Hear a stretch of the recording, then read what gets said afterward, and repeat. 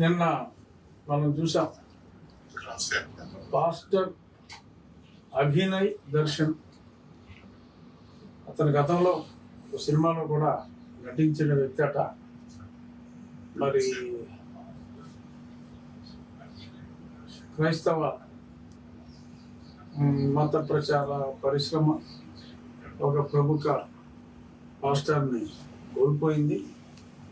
మామూలుగా ఎవరైనా చనిపోయినప్పుడు ఫలానా పరిశ్రమకు తీరని నష్టం అంటాం కదా, అలా ఈ పాస్టర్లకి అంటే మత ప్రచార పరిశ్రమకు చాలా తీరని లోటు. కానీ ఆ లోటు సినీ ప్రపంచానికి ఒక వరంగా మారిందని చెప్పొచ్చు. ఎందుకంటే అతను మంచి నటుడు, కానీ దర్శకత్వం కూడా మరి అతనే చేయాలనుకుని మరి ఆ దర్శకత్వంలో మరి స్టంట్ మాస్టర్ దర్శకత్వం అన్నీ కూడా అతనే చేయాలనుకుని నటులు అందరూ దర్శకులు కాలేరు, అలాగే స్టంట్ మాస్టర్లు అసలు కాలేరు. అన్యాసాలు పాస్ట్ రాష్ట్రంతో సహా అన్యాసాలు ఒకేసారి వేద్దాం అనుకుని దొరికేసాడు. సో అది సినీ పరిశ్రమ చేసుకున్న అదృష్టం. ఖచ్చితంగా అతని నేను కొన్ని వీడియోలు చూసా. మార్నింగ్ చాలా ఓపెన్గా అలా బురదలో నడుస్తూ బురద నీరు పోయించుకుంటూ, అంటే మళ్ళీ ఆ బకెట్లు కూడా మళ్ళీ షార్ట్లో దొరికేసి అలా బకెట్లో పక్కన బురద పోస్తా ఉంటే ఆ బురద నీటిలో అతను నడుస్తూ ఆ భరోసా పార్టీ అని ఒక పార్టీ కూడా అతను పెట్టాడు. అలా ఈ మధ్యన శ్రవణ్ కుమార్ ఒక పార్టీ, విజయ్ కుమార్ ఒక పార్టీ, రేపు మాకు సునీల్ కుమార్ ఒక పార్టీ, అలాగే ఈ అభినయ్ దర్శన్ కుమార్ ఆల్రెడీ భరోసా పార్టీ పెట్టి మరి ఇలా దొరికేశాడు. మరి అతను కూడా తర్వాత అభినయం సక్సెస్ అయిందనుకుని హడావుల్లో మొత్తం మీద నిక్రేసి పడుకుని నా గురించి కూడా మాట్లాడటం జరిగింది. ఇలాగా రెచ్చగొట్టినందువల్ల రఘురామకృష్ణరాజు గారు రెచ్చగొట్టినందువల్ల ఇటువంటి దాడులు కూడా జరుగుతున్నాయన్నట్టుగా మరి ఆయన అభినయ్ కుమార్ మాట్లాడటం జరిగింది. సో అందుకనే నేను అభినయ్ కుమార్ అభినయానికి మామూలుగా అయితే ఈ పాటికి ఇంకో 4 కుమారులు 4 కోట్లు వేసుకొచ్చి డెఫినెట్గా ఇందులో రఘురామరాజు కోట్లు కూడా ఉందేమో, లేదా ఆయన ఎవరినన్నా ప్రేరేపించారేమో అనే నేలాపనిందల కోసం నా మీద పడుండేమో. శ్రీరాముని దయవలన అటువంటి నేలాపనిందలు నా మీద రాకుండా మరి అల్లూరు సీతారామరాజు జిల్లా ఎస్పీ గారు లటక్కని పట్టేశాడు, దొరికేశాడు. మరి అక్కడికి ఈ మధ్యన నెక్టై బనీలు వేసుకుని కొంచెం కామెంట్లు కూడా ఎక్కువగా చేస్తున్నాడు. ఆ పాస్టర్ కూడా అక్కడికి వెళ్ళి అతనికి సంపూర్ణ మద్దతు కూడా ప్రకటించాడు. ఆ నెక్టై పాస్టర్ ఒక ఇంటర్వ్యూలో కొద్ది రోజుల క్రితం అనుకుంటా, నాకు మొన్న ఎవరో పంపించడం జరిగింది. బొట్టు మగవారు హిందువులు ఆడవాళ్ళు పెట్టుకుంటే పెట్టుకున్నారా, మీ మగవాళ్ళకి ఏమైందా, ఎవరికి పెళ్ళాలరా మీరు అని చెప్పి ఎప్పటి నుంచో వస్తున్న ఒక సత్ సాంప్రదాయం, హిందువుల సాంప్రదాయం, స్త్రీ పురుషులు తేడా లేకుండా బొట్టు అనేది హిందూ సంస్కృతిలో ఒక భాగం అయితే అంత అసభ్యంగా, అంత నీచంగా, అంత దారుణంగా మరి వాళ్ళు మాట్లాడటం, దాన్ని సహించటం, మాట్లాడటం ఒక తప్పు అయితే దానికి మరి చట్ట ప్రకారం మరి ఏం కేసులు పెట్టారో ఏంటి అనేది నేను వెరిఫై చేయాలి. ఇంకా లేదు ఎటువంటి చర్యలు తీసుకోలేదంటే కంప్లైంట్ ఖచ్చితంగా ఇస్తాం. చర్యలు తీసుకోవాల్సిన అవసరం ఉంది. ఇప్పుడు ఈ అజయ్ కుమార్ ఎలా అయితే ఒక మర్డర్ నాటకం ఆడాడో సరే దాని మీద కేసు కట్టారు. కానీ చాలా నాటకాలు నాటక ప్రదర్శనలు ఈ మత ప్రచారం పేరిట జరుగుతున్నాయి. మరి అవన్నీ కూడా చట్ట ప్రకారం నేరాలే. ఈ పాపం దొరికేశాడు ఈ అభినయ్ దర్శన్ ఆ మర్డర్ డ్రామాలో. మరి మనం చూస్తున్నాం బా బా బా బా అంటాడు వాడు వచ్చి అని చెప్పి ఈ బాబుతో ఈ కోట్లు వేసుకుని అలా నెత్తి మీద ఏదో రాస్తే నాకు మాట వచ్చింది అంటారు సడన్ గా. అది కూడా ఇలాంటి డ్రామాయే. మగవాడికి మాటలు రావటం, అవుటి వాడిని నడిచేయటం, క్యాన్సర్ తగ్గిపోయిందని ఎలా చెప్పింది, క్యాన్సర్ తగ్గిపోయింది అంటారు. ఇవన్నీ కూడా ఇటువంటి డ్రామాలు, అభినయం వేసిన డ్రామాలు లాంటివి డిఫరెంట్ టైప్ ఆఫ్ డ్రామాస్ అయ్యి మ్యాజిక్ అండ్ రెమెడీస్ యాక్ట్ అని ఈ డ్రగ్ కంట్రోల్ అథారిటీ వాళ్ళకి దీని మీద అథారిటీ ఉంది. ఎప్పుడైనా సరే ఇటువంటి ప్రదర్శనలు ఇవన్నీ తీయాలి, ఖచ్చితంగా ఇవన్నీ కూడా తీసి ఆ ప్రదర్శనలు ఎవరైతే ఇచ్చారో వాళ్ళ మీద కేసులు కట్టారా లేదా, మీకు ఎక్కడైనా ఇటువంటి ప్రదర్శనలు, మాయా ప్రదర్శనలు, ఇంద్రజాల ప్రదర్శనలు మీకు తటస్థిస్తే మీ ఏరియాలో ఉన్న డ్రగ్ ఇన్స్పెక్టర్ ఆ డ్రగ్ కంట్రోలర్కి మీరు ఇమ్మీడియట్గా ఫోన్ చేసి, ఆయన నెంబర్ మీకు నెట్లో దొరుకుతుంది, ఫోన్ చేసి తెలియచేయండి. ఇటువంటి ప్రదర్శకుల్ని అరికట్టవలసిన బాధ్యత ప్రభుత్వాల మీద ఉంది. కానీ మరి ప్రభుత్వాలకు ఏం కావాలి చెప్పండి, తెలిసిపోయింది. సో కాబట్టి వాళ్ళు ఏమో ఇలా అయితే ఆ ఓట్లు అక్కర్లేదా అని కూడా సిగ్గు లేకుండా అడిగేస్తున్నారు. సో అంచేత బట్ అధికారులు అయితే ఖచ్చితంగా చర్యలు తీసుకోవాల్సిన అవసరం ఉంది. సో కాబట్టి డెఫినెట్గా ఇలాంటి ఇంద్రజాల ప్రదర్శనలు వీటి మీద ఇప్పుడు అభినయ్ దర్శన్ ఇచ్చిన ఈ స్ఫూర్తితో ఇటువంటి చర్యలు అన్నిటికీ కూడా ఉపక్రమించవలసిన బాధ్యత ప్రజల మీద ఉంది అని చెప్పి నేను గుర్తు చేస్తాను. ఈరోజు అనుకోకుండా మాట్లాడవలసిన మరొక అంశం ఏంటంటే, రాజోల్లో సరెల్ల విజయ్ ప్రసాద్ అతను గతంలో ఒక సర్పంచ్గా పనిచేశాడట, నేను కనుక్కున్నా. మరి అతను ఒక ర్యాలీ, మంది పైన ఉన్నారు, రాజోల్లో ఒక ర్యాలీ, దళిత క్రైస్తవ శాంతి ర్యాలీ, అంటే నినాదాలతో శాంతి ర్యాలీ చేసి, ఏంట్రా బాబు కంటెంట్ అంటే సాక్షిలో వేశాడు ఈ వీడియో, వాళ్ళే వేస్తున్నారు బాగా. సో సాక్షిలో వేశాడు, రఘురామకృష్ణరాజును పార్టీ నుండి సస్పెండ్ చేయాలి. డిమాండ్ చేసింది ఎవడో, వైసీపీ వాడు. అరే వైసీపీ వాడు టీడీపీ పార్టీ నుంచి నన్ను సస్పెండ్ చేయాలని డిమాండ్ చేయట్లేదు. అసలు ఉందా? మళ్ళీ నాకు అసలు అనుమానం ఎందుకు వచ్చిందంటే, ఈ సాక్షుడు ఎందుకు వేసాడు ఇది? టీడీపీ వాడు డిమాండ్ చేస్తే సాక్షుడు వేయడు కదా, సాక్షుడు వేసాడంట్రా బాబు అని చెప్పి ఆ రాజోల్లో నా మిత్రులకు ఫోన్ చేసి కనుక్కుంటే అది ఆ రాజోలు గుట్టు ఇది. యువజన శ్రామిక రైతు కాంగ్రెస్ పార్టీ వాడు పోనీ నేనేదో ఇంకా నేను మరి గతంలో ఎప్పుడో వైసీపీలో ఉన్నా, మరి ఇంకా పోనీ వైసీపీలో ఉన్నాను అనుకుంటే జగన్మోహన్ రెడ్డికి చెప్పాలి, చంద్రబాబు నాయుడు గారికి వార్నింగ్ ఇస్తాడు వైసీపీ వాడు. మరేంటో మరి నాకైతే ఆ లాజిక్ అర్థం కాలేదు. కానీ ఆ ఊరేగింపులో ఉన్న వాళ్ళందరూ సరే 95% ఖచ్చితంగా వాళ్ళు గతంలో యువజన శ్రామిక రైతు కాంగ్రెస్ పార్టీకి ఓటేసిన వారే. ఆ మిగిలిన 5% దళిత హిందువులు. ఒకవేళ దళిత హిందువులు ఎలాగో అందులో ర్యాలీలోకి వెళ్ళడానికి లేదు, మనం పోరాడేది దళిత హిందువుల కోసం.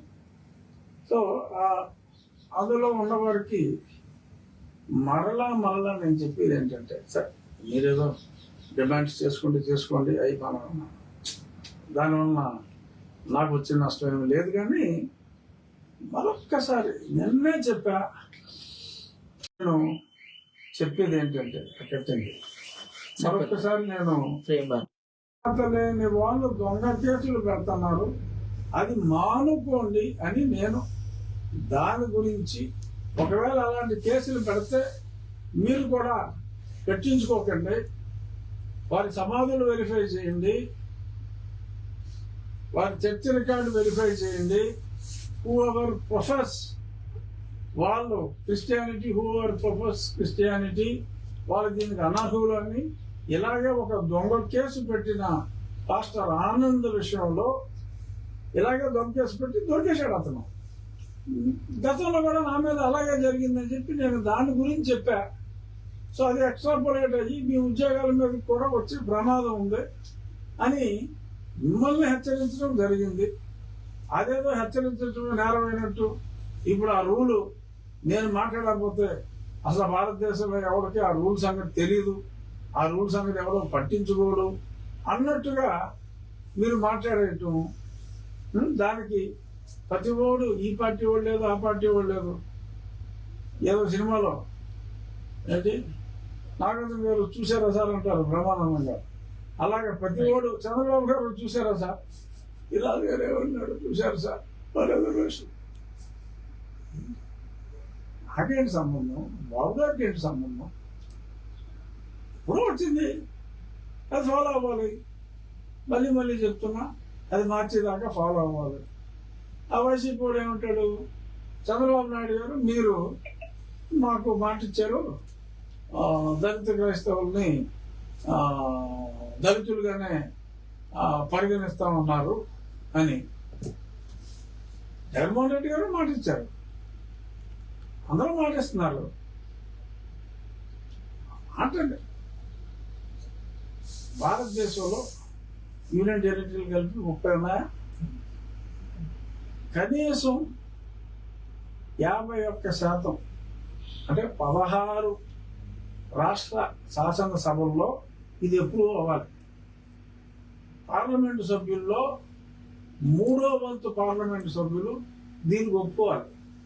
రాజ్యాంగం అమెండ్ చేయాలి అంటే అండర్ ఆర్టికల్ 368 రాజ్యాంగాన్ని మార్చే హక్కు ఉంది. కానీ అది జరగాలి అంటే మొన్న వీగిపోయింది పార్లమెంట్లో, చూసారా?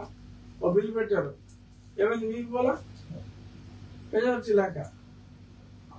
2/3 మెజారిటీ ఉండాలి, ఉంటేనే అవుతుంది. అంచేత ఒక రాష్ట్రం ఎలక్షన్లో లేదు మేము చేసేస్తాం అన్నంత మాత్రాన అది అయ్యేది కాదు. రాజ్యాంగంలో అది అలాగే ఉంటుంది. అలాగే ఉన్నప్పుడు ట్రిపుల్ మాట్లాడాడా లేదా అనేది అప్రస్తుతం. అది ఇంప్లిమెంట్ చేయవలసి వస్తుంది. మీరు ఇలాగే గిల్లి గజ్జాలు ఎట్టేసుకుని దేవాలయాలకు అడ్డాలడిపోయి మిమ్మల్ని పర్మిషన్ అడిగితే మమ్మల్ని తిట్టేసి ఈ రకంగా డ్రామాలు ఆడేసి ప్రతిదానికి అమ్మ కొత్తేదే అన్నట్టు ప్రతిదానికి చంద్రబాబు నాయుడు గారు అని చెప్పి నా మీద కంప్లైంట్ ఇచ్చి దీనివల్ల ఉపయోగం లేదు. మీరు దొంగ కేసులు పెడతాం మానేయండి, దొంగ ఎస్సీ అట్రాసిటీ కేసులు పెడతాం మానేయండి. అప్పుడు మీ జోలికి ఎవరో రారు.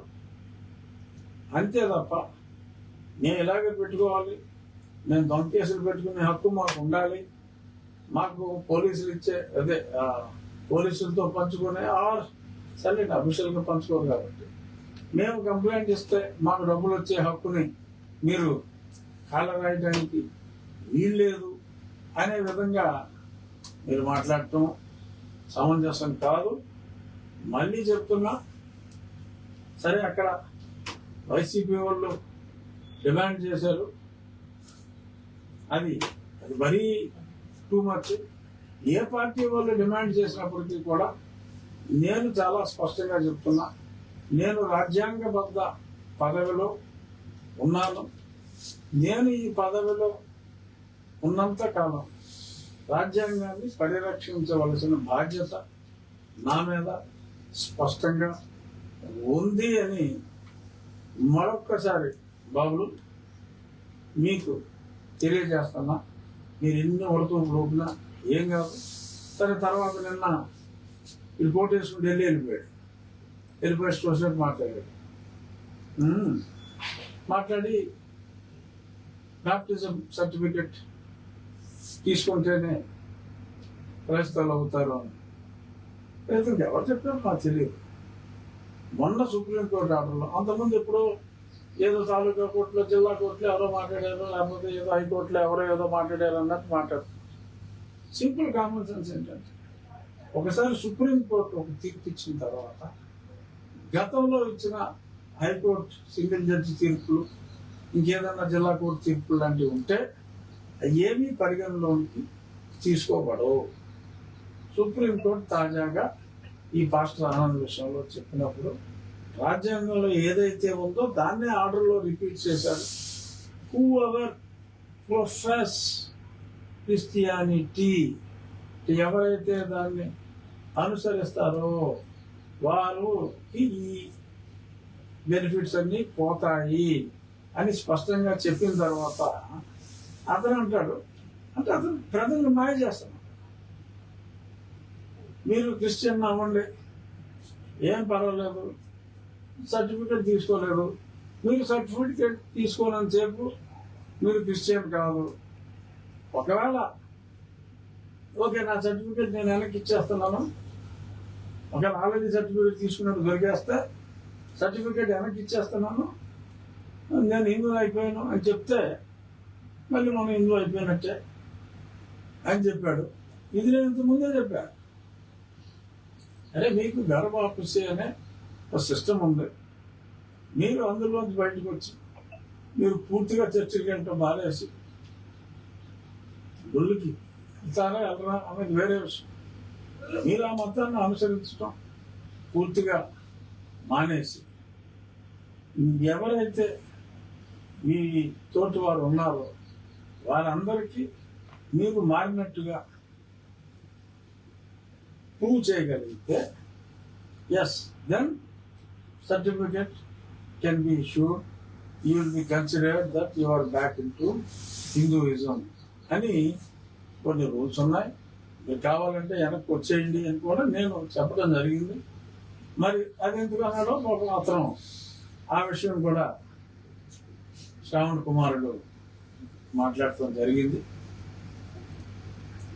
సో ఆ తర్వాత సరే, ఆయన ఏదో సుప్రీంకోర్టు దీని మీద వెళ్ళినట్టున్నాడు, అందుకని అక్కడ ఏదో గొప్ప విజయం సాధించేసామని చెప్పి కొన్ని చిల్లర ఛానల్ గారు సంఖ్యలు గుర్తేసుకున్నారు. సరే చూద్దాం. నిన్న దాని గురించి చెప్పాను కదా. ఈరోజు ఇప్పుడే కొద్దిసేపటి క్రితం మనం ఫైల్ చేసాం. అడిగినాక దొంగ దెబ్బలు నాకు అలవాట్లేదు. మనకు కనీసం నోటీస్ ఇవ్వకుండా అక్కడికి వెళ్ళిపోయి వేసేసుకుని పచ్చబద్దాలు చెప్పి ఇక్కడ పెండింగ్లో ఉన్నాయి, పెండింగ్లో లేనట్టుగా అఫిడవిట్లు ఇచ్చి చేశారు. మనం వేసాం పిటిషన్, 2 పిటిషన్లు వేసాం. ఒకటి ఉన్న పాయింట్లు, రెండవది అతను పెర్జురీ అంటే కోర్టుని తను మోసగించాడు. సో ఎలా మోసగించాడు? ఇక్కడ కంటెంప్ట్ పిటిషన్ పెండింగ్లో ఉంది. ఆ పెండింగ్లో ఉన్న పిటిషన్ గురించి అతను ఈ మ్యాటర్ మీద ఆ పర్టికులర్ ఉన్నమట్ల జయంతి ఎటువంటి కేసు వేసి ఉండలేదు అని చెప్పి అక్కడ అబద్ధం అర్థం జరిగింది. ఇవన్నీ కూడా నేను చెప్పకల్లా అలాగే దొంగతనం వేయచ్చు, కానీ అలవాట్లేదు గడ్డాలంటే.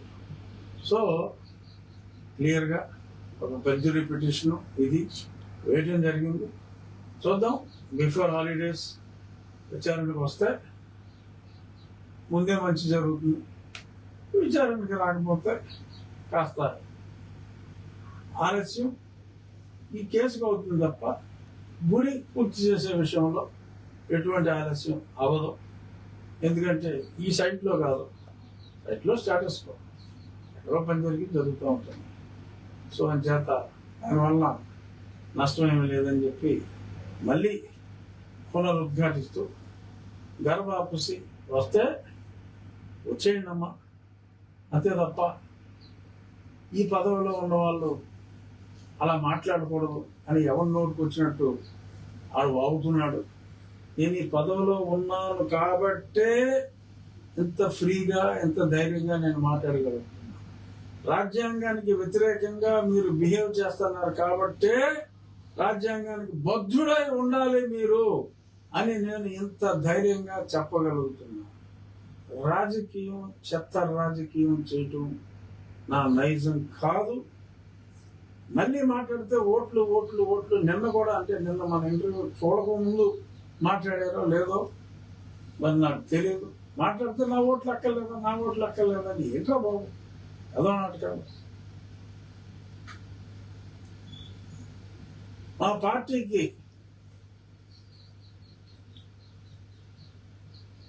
మీకు మాట ఇచ్చిన మా పార్టీకి మీ ఓట్లు అవసరం. నాకు 80% మంది ప్రజలు మద్దతు ఉంది. నాకు నీ ఓట్లు అక్కలా. నిన్న చెప్పా, మళ్ళీ చెప్తున్నా, మా పార్టీకి అవసరం.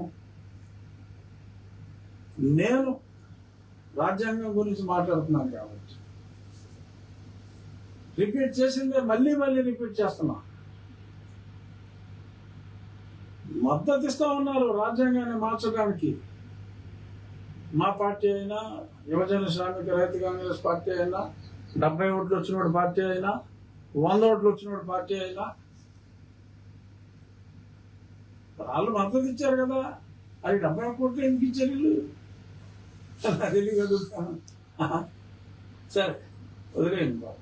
70 ఓట్లు గురించి అన్నిసార్లు మనం మాట్లాడితే బాగోదు, ఫీల్ అవుతాడు. సరే,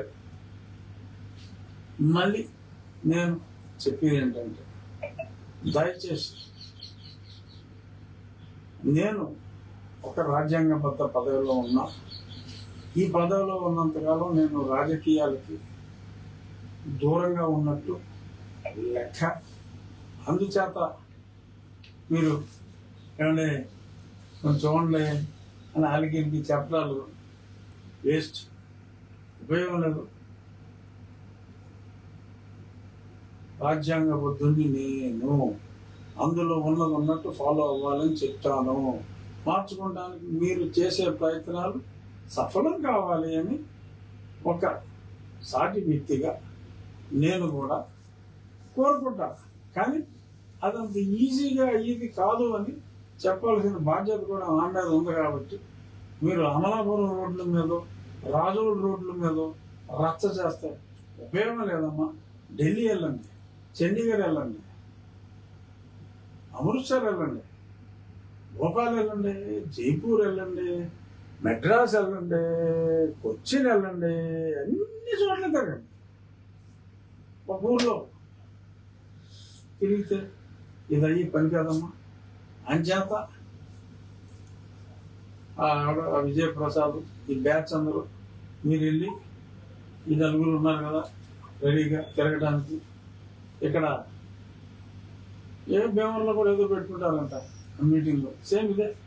దళిత క్రైస్తవులు 4 కుమారులు వస్తారట, నీళ్ళు కోట్లు వేసుకుని వాళ్ళు ఏదో మాట్లాడుకుంటారట. బాబు రండి అని చెప్పి కూడా చెప్పుకుంటారు. ఎన్ని మాట్లాడకుండా, ఏ ఊర్లో మాట్లాడకుండా. ఇక్కడ కాదమ్మా, అన్ని రాష్ట్రాలే అవ్వండి, మాట్లాడుకోండి, సమాయత్తపరచండి. ఏదో 5 ఏళ్ళకో 10 ఏళ్ళకో అవ్వచ్చు, బట్ అప్పుడు దాకా ఫాలో కండి. ఇక ఈరోజు ముగించే ముందు ఒక అంశం చెప్పి ముగిస్తా. ఇంకా ఆ పాస్ట్ ఆనంద్ ఇష్యూ అది ఇవ్వలేదు చెప్తా అన్నారు, చెప్పారా? ఇంకా రాలేదు. జాయింట్ కలెక్టర్ గారు అయితే చెప్పారట. నేను గతంలో ఒకసారి చెప్పా, ఇప్పుడు 15 రోజుల క్రితం ఇష్యూ. ఒకసారి సుప్రీంకోర్టు చెప్పేసిన తర్వాత జాయింట్ కలెక్టర్ లేకపోతే కలెక్టర్ ఇక్కడ చెప్పడానికి ఏమి లేదు. అది అక్కడికి వెళ్ళినప్పుడు మ్యాటర్. మనం కూడా ఇదివరకు ఇక్కడ జోసెఫ్ క్యాన్సిల్ చేశాం. జాయింట్ కలెక్టర్ గారు చూశారు, తర్వాత కలెక్టర్ గారి దగ్గరికి వెళ్ళింది, ఆ చర్చ్ వెరిఫై చేశారు, సమాధులు వెరిఫై చేశారు, అన్నీ వెరిఫై చేశారు, అతనికి మాట్లాడే అవకాశం ఇచ్చారు, తీసేశారు. అక్కడ కోర్టు కూడా లేవు. కానీ సుప్రీంకోర్టు అన్నీ వెరిఫై చేసి అతని పేరే పాస్టర్ ఆనంద్ అని చెప్పి అతను చెప్పిన తర్వాత ఓవర్ ప్రొఫెస్కే లేదు అసలు. నువ్వు యువర్ ప్రీచింగ్ దీనికన్నా మరి 10 times ఎక్కువ. నువ్వు చర్చిలో నువ్వు పాస్టర్ అని నువ్వే చెప్పి ఇంకా మళ్ళీ ఈ సోది అంతా ఏంట్రో బాబు అని చెప్పి అది కొట్టేయడం జరిగింది. అది కొట్టేసిన తర్వాత మళ్ళీ జేసీ గారి సోది, కలెక్టర్ గారి సోది, ఇదంతా non sense according to me. నాకు రూల్ తెలుసు, అన్నీ తెలుసు. I'm not illiterate. సో మరి దీన్ని ఎందుకు ఇలా కాలయాపన చేస్తున్నారు, ఎవరిని సర్ది చెప్పుకుంటారు అనేది నాకు తెలియదు. కానీ అతను చాలా గంభీరంగా నిన్న ఎవరి పేపర్లో చూశాను.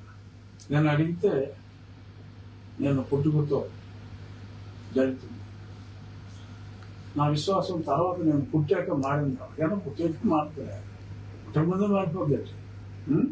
నేను పుట్టాక మారింది అంచేత నా సర్టిఫికేట్ రద్దు చేయడానికి వీలు అని చాలా గంభీరంగా అతను చెప్పడం జరిగింది.